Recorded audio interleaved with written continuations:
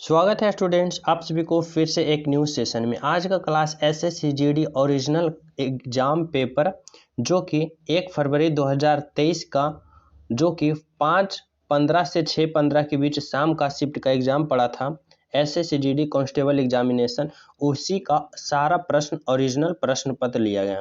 आप सभी को पता होगा कि किसी भी एग्ज़ाम की तैयारी करने के लिए हमें उसका एग्ज़ाम जो कि प्रीवियस ईयर एग्ज़ाम पेपर होता है उसे लगाना बहुत ही ज़्यादा ज़रूरी है। तो आप सभी को अगर एग्ज़ाम में ज़्यादा लेवल अपर लेवल तक एग्ज़ाम की तैयारी करना है तो आप सभी को प्रीवियस ईयर प्रश्न पत्र लगाना ज़रूरी होगा। इससे बहुत सारा आप सभी को नॉलेज और जो कि तरीका होता है वो आप सभी के पास आ जाएगा। तो चलिए शुरू करते हैं पहला प्रश्न। इससे पहले जो न्यू हो चैनल पे उसे बता दूं कि हमारे पास पिछले एग्ज़ाम जो कि एसएससी जीडी कांस्टेबल का पड़ा था उसका सभी प्रश्न पत्र सभी दिन का सभी शिफ्ट का प्रश्न पत्र थे। तो आप सभी को कहीं जाने की ज़रूरत नहीं है, कोई बुक खरीदने की ज़रूरत नहीं है। आप लोग हमसे जुड़ जाए, हमारे चैनल से जुड़ जाइए, चैनल को सब्सक्राइब कर लीजिए, बेल आइकन दबा दीजिए, क्योंकि आप सभी को ये जीडी का सेशन होने वाला है, जीडी जीके का सेशन होने वाला है। जीके का कराया जा रहा है, हिंदी का कराया जा रहा है, मैथ का कराया जा रहा है और रीजनिंग का कराया जा रहा है। सभी का प्रश्न पत्र का सोल्यूशन कराया जा रहा है। तो ये जीके का सोल्यूशन कराया जा रहा है। तो आप लोग के लिए कहीं भी जाना नहीं है, संपूर्ण रूप से तैयारी प्रीवियस ईयर एंड थ्योरी आप सभी को इसी क्लास पे इसी चैनल के माध्यम से कराया जा रहा है, जो कि एसएससी का सभी एग्जाम का प्रिपरेशन कराया जाता है। अभी वर्तमान में जीडी चल रहा है तो उसी का previous year and most important selected प्रश्न का सीरीज चलाया जा रहा है। तो आप लोग इस सीरीज से ज्वाइन हो जाइए, चैनल को सब्सक्राइब कर लीजिए। तो चलिए शुरू करते हैं पहला प्रश्न। पहला प्रश्न दिया गया आप सभी के लिए। पहला प्रश्न क्या पूछा था देख लीजिए। यहाँ पे पूछा था राष्ट्रीय स्तर की क्रिकेट चैंपियनशिप रणजी ट्रॉफी की शुरुआत हुई थी। मतलब का प्रश्न पूछने का अर्थ यह था उसका कि रणजी ट्रॉफी का शुरुआत कब से कब हुआ था।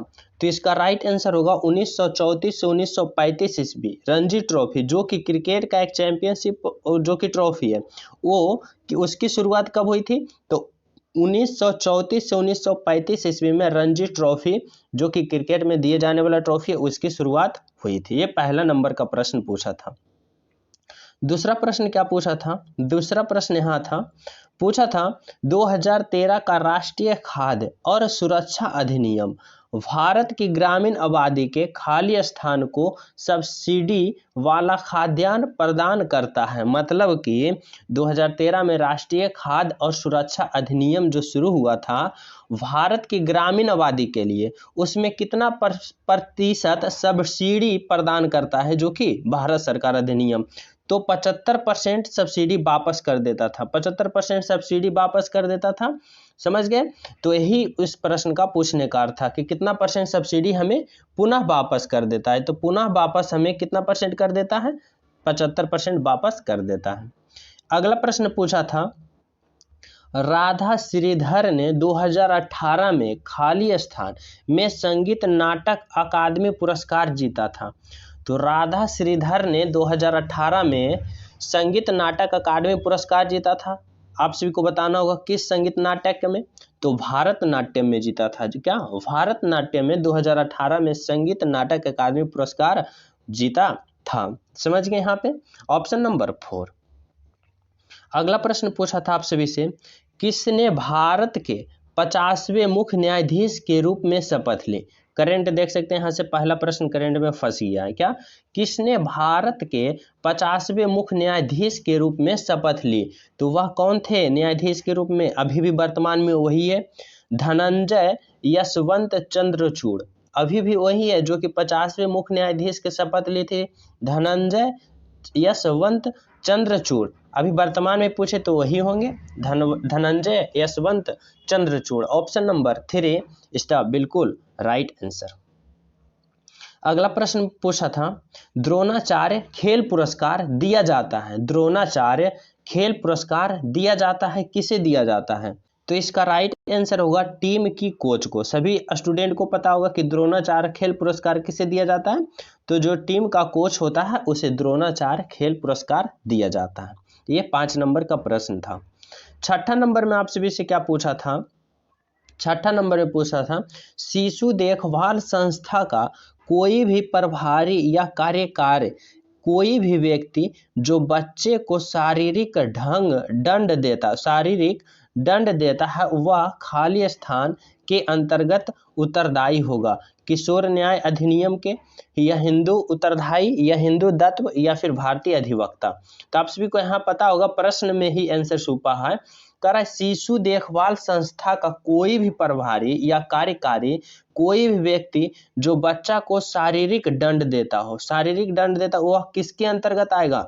तो वह आएगा किशोर न्याय अधिनियम। किशोर हम उसे बोलते हैं जो बच्चा होता है, बच्चा का पर्यायवाची भी आप सब लोग जानते होंगे किशोर होता है। तो उसी का जो किशोर न्याय अधिनियम आता है उसी के अंतर्गत आएगा कौन? जो बच्चा को शारीरिक दंड देता है। तो ऑप्शन नंबर क्या होगा इसका? 1, इसका बिल्कुल राइट आंसर। अगला प्रश्न पूछा था आप सभी से, नगर पालिकाओं की शक्ति प्राधिकार और उत्तरदायित्व किस अनुसूची के अंतर्गत आता है? आप सभी को पता होगा वर्तमान में अनुसूचियों की संख्या कितना है? 12। पहले अनुसूचियों की संख्या 8 था, अभी वर्तमान में 12 है। 12 अनुसूचियों को आप सभी को याद कर लेना है। जो स्टूडेंट का याद ना हो वो रिवीजन कर लें और याद कर जाएं। तो देखिए पूछ रहा है नगर पालिका की शक्ति जो कि कितने अनुसूचियों के अंतर्गत आता है? तो 12वीं। कौन सा? ऑप्शन नंबर क्या होगा? ऑप्शन नंबर 4, 12वीं अनुसूचियां के अंतर्गत आता है, ऑप्शन नंबर 4। अगला प्रश्न आप सभी से पूछा था, प्रश्न क्या था? प्रश्न था पश्चिम समशीतोष्ण चक्रवातों के कारण सर्दियों के महीनों में खाली स्थान की उपलब्धि रबी फसलों की सफलता में मदद करती है। कौन करती है? तो यहाँ पे राइट होगा वर्षण जो कि सर्दियों के महीना में रबी फसलों की सफलता में मदद करती है। कौन? वर्षण। ऑप्शन नंबर क्या होगा? 4 is the right answer, option number 4। अगला प्रश्न आप सभी से पूछा था, निम्नलिखित में से कौन सा अपघट का दूसरा चरण है? अपघट का दूसरा चरण है। तो अपघट का दूसरा चरण को हम क्या कहते हैं? निछालय। क्या? निछालय कहते हैं। निम्नलिखित में से कौन सा अपघट का दूसरा चरण है? तो निछालय, ऑप्शन नंबर 3। 10 नंबर का प्रश्न क्या पूछा था आप सभी से, कौन सा भारतीय संगठन देश में गरीब पर डेटा एकत्रित करने के लिए जिम्मेदार है? कौन सा भारतीय संगठन देश में गरीब पर डेटा एकत्रित करने के लिए जिम्मेवार है? तो ये तो सभी को पता होगा, राष्ट्रीय नमूना सर्वेक्षण संगठन। क्या? राष्ट्रीय नमूना सर्वेक्षण संगठन, option number A is the बिल्कुल राइट आंसर। अगला प्रश्न पूछा था आप सभी से, सितंबर 1948 में भारतीय सेना ने अपने हस्तक्षेप द्वारा किस रियासत पर अधिकार स्थापित किया था? तो यह देख सकते हैं जो कि इंडियन पॉलिटिक्स के प्रश्न आ गए, यहाँ से पहला प्रश्न फंस गया कि भारतीय सेना ने किसे 1948 में अपने हस्तक्षेप द्वारा रियासतों को अधिकार में लिया था? तो हैदराबाद को लिया था। किसको लिया था? हैदराबाद को लिया था, ऑप्शन नंबर 3 इसका बिल्कुल राइट आंसर। हैदराबाद जो था वो बात से सहमत नहीं हो रहा था भारत के रियासत में मिलने के लिए, उसी के कारण भारतीय सेना ने हस्तक्षेप द्वारा इसे अपना अधिकार में ले लिया 1948 ईस्वी में हैदराबाद को। अगला प्रश्न था जो कि कह रहा है, निम्नलिखित में से किस मौर्य राजा ने धम्म की अवधारणा की लोकप्रिय बनाया था? कौन सा मौर्य राजा ने धम्म की अवधारणा को लोकप्रिय बनाया था? तो ये तो सभी को पता होगा, कौन बनाया था? अशोक ने धम्म की अवधारणा को लोकप्रिय बनाया था, ऑप्शन नंबर क्या होगा? 1 इसका बिल्कुल राइट आंसर। 13 नंबर का प्रश्न पूछा था, एक उपकरण जो परिपथ में धारा की उपस्थिति का पता लगाता है उससे खाली स्थान के रूप में जाना जाता है। तो देख सकते हैं फिजिक्स का एक प्रश्न यहाँ पे टपक पड़ा है, पूछ रहा है एक उपकरण जो विद्युत धारा की उपस्थिति को पता लगाता है उसे हम क्या कहते हैं? जो विद्युत धारा को पता लगाता है तो एमीटर, उसे हम क्या कहते हैं? एमीटर, ऑप्शन नंबर सी, ना कि ओडोमीटर, स्पीडोमीटर, हाइग्रोमीटर। तो समझ गए यहाँ पे क्या होगा? क्या? ऑप्शन नंबर एमीमीटर, एमीटर, ऑप्शन नंबर 3। अगला प्रश्न क्या पूछा था आप सभी से? अगला प्रश्न पूछा था, किस पर्वत के प्रतिपवन दिशा में स्थिति शुष्क भूमि के क्षेत्रफल को क्या कहते हैं? किसी पर्वत के प्रतिपवन दिशा में प्रतिपवन दिशा में स्थित शुष्क भूमि के क्षेत्र को क्या कहते हैं? तो उसे हम कहते हैं वर्षा वंचित क्षेत्र। वर्षा वंचित क्षेत्र, ऑप्शन नंबर ए इसका बिल्कुल राइट आंसर। 15 नंबर का प्रश्न क्या पूछा था? 15 नंबर का प्रश्न पूछा था, मई 2022 में किस राजनीतिक नेता ने पार्टी नेतृत्व के साथ मतभेदों के चलते भारतीय राष्ट्रीय कांग्रेस छोड़ दी थी? 2022 में किस राजनीतिक नेता ने पार्टी नेतृत्व के साथ मतभेद होने के कारण भारतीय राष्ट्रीय कांग्रेस छोड़ दिए थे? तो कपिल सिब्बल। कपिल सिब्बल, जो कि दूसरा नंबर का ये करेंट प्रश्न पूछ दिया। एक पहले पूछा था और एक ये पूछ दिया, समझ गए। अगला प्रश्न क्या पूछा था? 15 मार्च 1950 में योजना आयोग का गठन किसकी अध्यक्षता में हुआ था? तो योजना आयोग का गठन सभी स्टूडेंट को पता होगा, जवाहरलाल नेहरू के अध्यक्षता में जो कि योजना आयोग का गठन हुआ था। Option number 3। अगला प्रश्न पूछा था, मंत्रिपरिषद समूह रूप से खाली स्थान के प्रति उत्तरदायित्व होता है। तो मंत्रिपरिषद सामूहिक रूप से किसके प्रति उत्तरदायित्व होता है? तो सभी स्टूडेंट मारे होंगे, लोकसभा के किसके अंतर्गत उत्तरदायित्व होता है? तो लोकसभा के। ऑप्शन नंबर ए इसका बिल्कुल राइट आंसर।